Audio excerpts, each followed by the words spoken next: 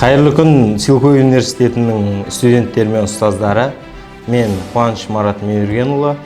2012-2016 жылғы осы университеттің түлегімін. Қазіргі таңда азаматтарға арналған үкімет мемлекеттік корпорациясының қызметкерімін. Осында жұмыс жасаудамын. Жалпы университет туралы айтатын болсам, құқықтану мамандығында оқыдым, жақсы білім алдым. Ол жерде менің ұстаздарыма алғыс айтатын болсам, Мейрам ағай, Клара апай, Жазира апай, Мөлдір және тағы басқа апайларға алғысым шексіз. Сол университеттің білімін алып, қазіргі таңда жемісін жеудемін. Өте алғысым шексіз. Силкой университеті туралы айтатын болсам, болашақ түлектерге. Бұл университетте түрлі бағыттар бойынша өздеріңізді дамытуға болады. Және түрлі мүмкіндіктер көп. Қазіргі таңда жақсы өркендеу үстінде, шарықтау үстінде.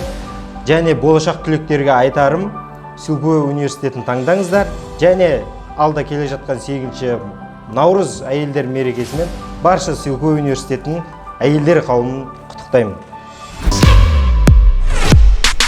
Силкой шарықташы әлі де, білім берген әрбір жанға мағыналы мәнді де. Қанатың еш талмасын өнер білім жолында. Number one, қала өрші мәңгіге. Силкой шарықташы әлі де, білім берген әрбір жанға мағыналы мәнді де. Қанатың еш талмасын өнер білім жолында. Number one.